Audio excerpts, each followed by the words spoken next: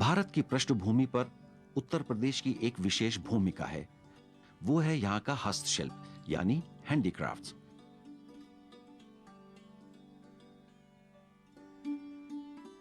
मुगल बादशाहों के शासनकाल में उत्तर प्रदेश का हस्तशिल्प बहुत पनपा।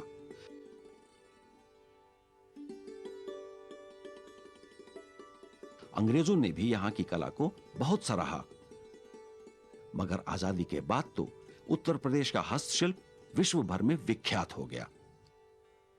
सैकड़ों सालों से लोगों के घरों की शोभा बढ़ाने वाली इन हस्तकलाओं को अगर आप बारीकी से देखेंगे तो पाएंगे कि बेहद आकर्षक होने के साथ साथ इन पर हाथ से जो काम किया गया है वो इस कदर अचूक है मानो किसी मशीन से किया गया हो। अपनी अपनी कला में अग्रणीय होने के कारण उत्तर प्रदेश के हर शहर का अपना एक अलग सम्मान है। अब जैसे फिरोजाबाद अपने कांच की कला के लिए जाना जाता है, खुर्जा अपनी पॉटरी के लिए, भदोही अपने कालीनों के लिए, तो सहारनपुर अपने लकड़ी के फर्नीचर और कलात्मक नक्काशी के लिए प्रसिद्ध है। ठीक इसी प्रकार पीढ़ी दर पीढ़ी चले आ रहे हस्तशिल्पियों के गढ़ उत्तर प्रदेश में मुरादाबाद शहर की अपनी एक अलग पहचान है। मुरादाबाद का नाम सुनते ही हमें एकाएक पीतल उद्योग का ख्याल आ जाता है। तो आइए चलकर देखते हैं क्या है इस पीतल नगरी मुरादाबाद की खासियत। पीतल शब्द सुनते ही आपके जहन में कुछ इस तरह की कलाकृतियों का चित्र उभरता होगा, जैसे ये साधारण कैंडल स्टैंड, स्टैच्यूज इत्यादि, जो लघु उद्योगों में पीतल को पिघलाकर बनाया जाता है, या फिर पीतल के बर्तन। आपको सुंदर नक्काशी किए हुए बड़े बड़े फूलदानों या बर्तनों का भी ख्याल आ सकता है, जो कुशल शिल्पी केवल बादशाहों या नवाबों के लिए ही बनाया करते थे। तो साहब, आज हम आपका सामना नए जमाने के बदले हुए हालातों से करवाएंगे। मुराद साहब द्वारा आबाद किया हुआ यह शहर वजूद में आया शाहजहां के दौरान करीब सन 1650 में। छोटे से गांव से विकसित होकर मुरादाबाद ने एक बड़े शहर का रूप अख्तियार कर लिया है। आजादी के बाद मुरादाबाद पीतल उद्योग में तेजी से वृद्धि हुई। आधुनिक टेक्नोलॉजी और मशीनों के निरंतर विकास से हस्तशिल्पियों का यह लघु उद्योग कम वक्त में ही बड़े बड़े कारखानों में तब्दील हो गया।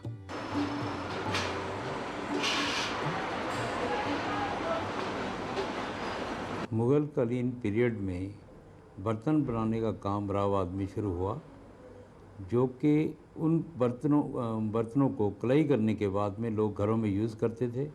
उसी के साथ साथ बर्तन के साथ साथ जो डेकोरेटिव आइटम थे मुग़ल बादशाहों के लिए इस्तेमाल करने के लिए बनाए गए, और उस समय आफ्ताबा, ट्रे या कप वगैरह जो कि घरों पार्टियों वगैरह में यूज़ होते थे, वो उस समय उनके काम के लिए बनाए गए थे। लेकिन बाद में यही आइटम एक्सपोर्ट के लिए काम में लाए गए। सबसे पहले मेटल को गर्म करके पिघलाया जाता था, और उसके बाद उन पिघले हुए माल को जो कुछ नमूने जो आइटम बनाना होता था उसको जो है उसमें ढाल दिया जाता था। ढालने के बाद में उन आइटम को स्क्रैपिंग की जाती थी, और जहाँ वेल्डिंग की ज़रूरत होती थी वेल्डिंग करने के बाद फिर पॉलिश की जाती थी, और उसके बाद में एनग्रेविंग अगर ज़रूरत, मोस्टली उस समय एनग्रेविंग से ही आइटम बाद में जो है उसमें डिज़ाइन वगैरह मीनाकारी या कलरिंग करके वो डेकोरेटिव आइटम हमारे घरों के लिए बनाए जाते थे। ज़्यादातर आइटम हाथ से ही बनते थे। पीढ़ी दर पीढ़ी चले आ रहे हस्तशिल्पियों के इस प्राचीन पीतल उद्योग में अब पावर यानी विद्युत का बहुत बड़ा योगदान हो गया है। बाजार की निरंतर बढ़ती मांग और प्रतिस्पर्धा ने बिजली द्वारा संचालित इन आधुनिक मशीनों को बेहद जरूरी बना दिया है। इन के बिना कम वक्त में अधिक उत्पादन करके माल की कीमतों पर काबू रखना असंभव हो जाएगा। पीतल के बर्तनों और सजावट के सामानों पर हाथ से नक्काशी करके उन्हें सुंदर रूप देने की इस प्राचीन कला को आम आदमी तक पहुंचाने में इन मशीनों का ही हाथ है। बिजली के महत्व को ध्यान में रखते हुए फैक्ट्रियों को जनरेटर बैकअप अवश्य दिया जाता है। प्राचीन समय में शिल्पी छिलाई यानी स्क्रैपिंग का काम हाथ से करते थे। छिलाई यानी पीतल में से अनावश्यक माल को हटाकर उसे एक चमकदार और चिकनी सतह प्रदान करना। अब यह काम टर्निंग मशीन्स की सहायता से जल्दी और बेहतर तरीके से हो जाता है। इन्हीं मशीनों द्वारा अब माल पर मनचाहा डिजाइन भी आसानी से दिया जा सकता है। तैयार माल के ऊपर पॉलिश करने के जिस काम में पहले घंटों लग जाया करते थे, वही काम अब इन विद्युत संचालित मशीनों पर मिनटों में हो जाता है।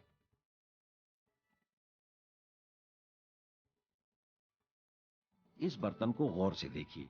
इस पर जो नक्काशी है वो पहले की भांति हाथ से नहीं बल्कि यांत्रिक औजारों और लोहे के सांचों की मदद से विद्युत प्रेस पर की जाती है। ये जो इमारत आप देख रहे हैं, ये किसी संपन्न व्यक्ति का घर नहीं बल्कि पीतल हस्तशिल्प उद्योग की एक फैक्ट्री है। ऐसी कई इमारतें आपको मुरादाबाद में मिल जाएंगी। ये इमारतें सबूत हैं यहां के पीतल हस्तशिल्प उद्योग के स्तर का, जो विदेशी खरीदारों की बदौलत काफी ऊंचा हो गया है।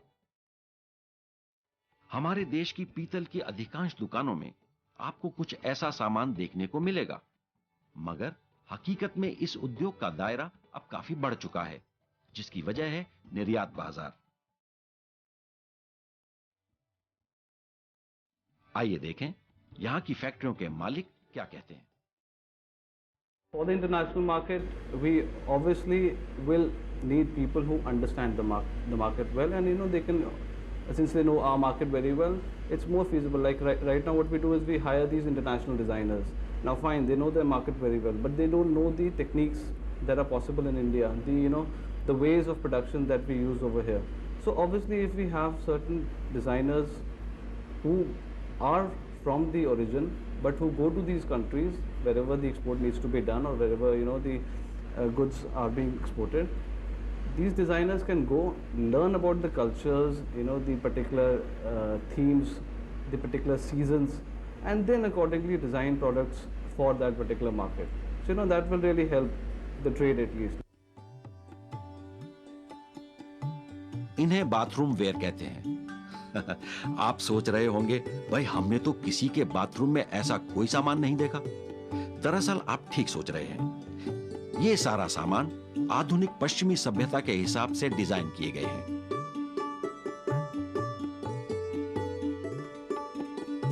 मगर ऐसा भी नहीं है कि आप इन सामग्रियों से परिचित नहीं हैं। जी हां, जरा गौर से देखिए। इस silver antique powder coated face basket, tumbler, toothbrush holder, soap dispenser, tissue paper box इत्यादि से आप भली भांति परिचित हैं। ये खूबसूरत फोटो फ्रेम्स हैं। पीतल की ढलाई या पीतल के चद्दरों पर सांचों की मदद से विद्युत प्रेस द्वारा ठपाई करके इन फोटो फ्रेम्स के बॉर्डर पर आकर्षक डिजाइन्स बनाए जाते हैं। कैंडल्स यानी मोमबत्तियों को खड़ा करने के लिए बनाए गए इन स्टैंड्स के डिजाइन देखिए। प्राचीन काल से ही पश्चिमी सभ्यता में कैंडल स्टैंड्स का विशेष महत्व रहा है। इन पर रचनात्मक कलाकारी करना एक पुरानी परंपरा है, मगर अब तो इन्हें सांचों में ढालकर आकार दिया जाता है ताकि उत्पादकता बढ़े। इलेक्ट्रोप्लेटिंग, पेंट और पाउडर कोटिंग जैसी प्रक्रियाओं द्वारा इन्हें विभिन्न फिनिशिंग्स दी जाती हैं। अब जैसे इन कैंडल स्टैंड्स पर लकड़ी की फिनिश दी गई है।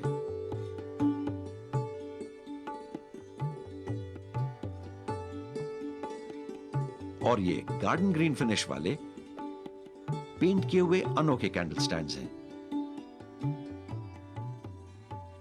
Domestic market has a lot of potential which has not been utilized so far. There are certain stores that are trying to promote handicrafts out of Moradabad and other places as well. Perception has always been that the handicraft is a very expensive, product, which is quite false, because what is happening is the same people who buy handicrafts, because of its non-availability in the local market, they procure these materials, they go and buy these things from the international market, which obviously has a 10-time markup, for anything worth 2 rupees, might even cost up to 20 rupees or 10 rupees. So that obviously will give handicraft expensive, image. Once it's available, I know for sure that people do demand it. People who come in our showrooms see the product and they're just wide open, eyes are wide open. Why? Because they've never seen such products. They don't even know if these products are being made in Moradabad or in such, small cities.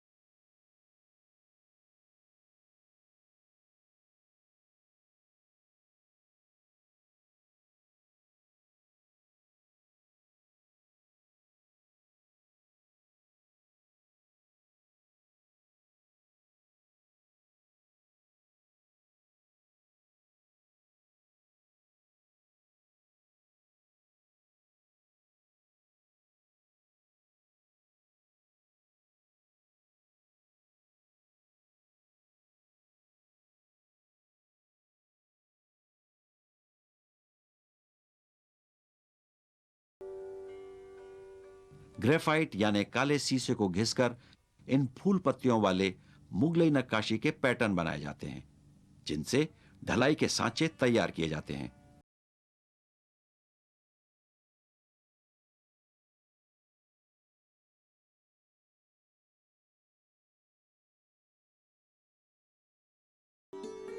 आज भी पीतल पर ठोक बजाकर हाथ से नक्काशी की जाती है, मगर अब यह हुनर आमतौर पर ढलाई के सांचों के लिए पैटर्न तैयार करने के काम आता है। मैं करीब 30 साल से इस काम को जानता हूँ और पहले यह काम हाथ से ठोक कर बनाया जाता था। ये चादरी आदत, और अब मशीन से बनते हैं या डाइयों से बनते हैं। ये पहले जो कलाकारी होती थी वो निशान देकर उसकी खुदाई की जाती थी हाथ से ही, और अब एचिंग के ज़रिए खुदाई हो जाती है उसकी, और कुछ काम अब भी कलम से होता है, लोहे की कलम से अब भी खुदाई होती है। पहले जो कारीगर थे वो बहुत बड़े उस्ताद माने जाते थे और बड़े अच्छे किस्म के कारीगर, बहुत टाइम में काम सीखते थे। अब जल्दी सीख लेते हैं और थोड़े वक्त में कारीगर बन जाता है। माल बनाने में बहुत आदमी लगते थे, अब ज़्यादा वक्त लगता था। अब थोड़े आदमी ज़्यादा माल बना लेते हैं। सैकड़ों प्रकार की सामग्रियां बनाने वाली पीतल उद्योग की इन विशाल फैक्ट्रियों में आज भी बहुत सा काम हाथों के हुनर पर ही निर्भर है।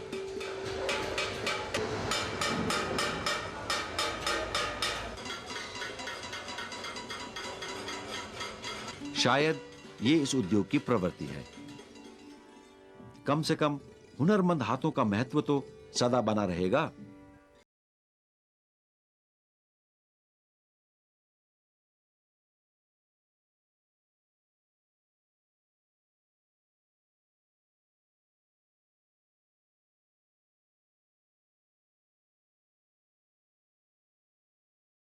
शिल्प सेवा केंद्र, यह सरकारी संस्थान अन्य धातुओं के साथ साथ पीतल उद्योग में कार्यरत उन फैक्ट्रियों की मदद करता है जो संपूर्ण उत्पादन क्षमता नहीं रखते।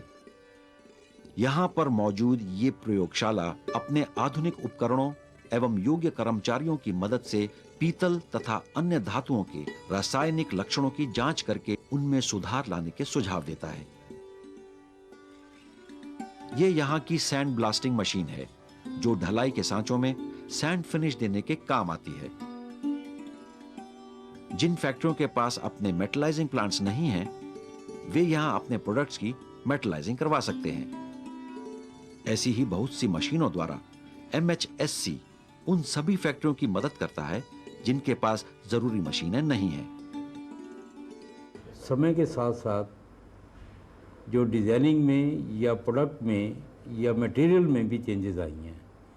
मटेरियल में चेंज इसलिए आई कि 20-25 साल से ये इंडस्ट्री ब्रास पर ही पूरी तरह से निर्भर थी। बाहर की रिक्वायरमेंट, बाहर कंज्यूमर टेस्ट बदला। उन्होंने हमसे जो है या और कंट्रीज़ ने देखा कि ब्रास में हम compete नहीं कर पाते। उन्होंने मिक्स आइटम, कम्बिनेशन आइटम बना करके दूसरे कंट्री में लेके गए। उनके ऑर्डर मिलने शुरू हुए, हमारे ऑर्डर कम होने शुरू हुए। उसके बाद में हमने भी उसी जो ट्रेंड था उसको जो है एक्सेप्ट करा और उसको सक्सेसफुल फिर हम उसमें हुए भी। आज से पहले मुरादाबाद इंडस्ट्री टोटली डिपेंड थी फॉरेन डिज़ाइनर के ऊपर। 3 साल पहले यहाँ पर product national centre for design and product development के नाम से एक डिज़ाइन सेंटर मुरादाबाद में और एक दिल्ली के अंदर खोला गया। इसमें कंप्यूटर सॉफ्टवेयर का काफ़ी योगदान है उसके द्वारा जो भी आज 3 डायमेंशनल या 2 डायमेंशनल जो डिज़ाइनिंग है करके हम अपने बायर से पहले अप्रूव करा लेते हैं और उसके बाद में उसको हम डिज़ाइन को प्रोडक्ट की शेप में लाते हैं। ये बाथरूम वेयर है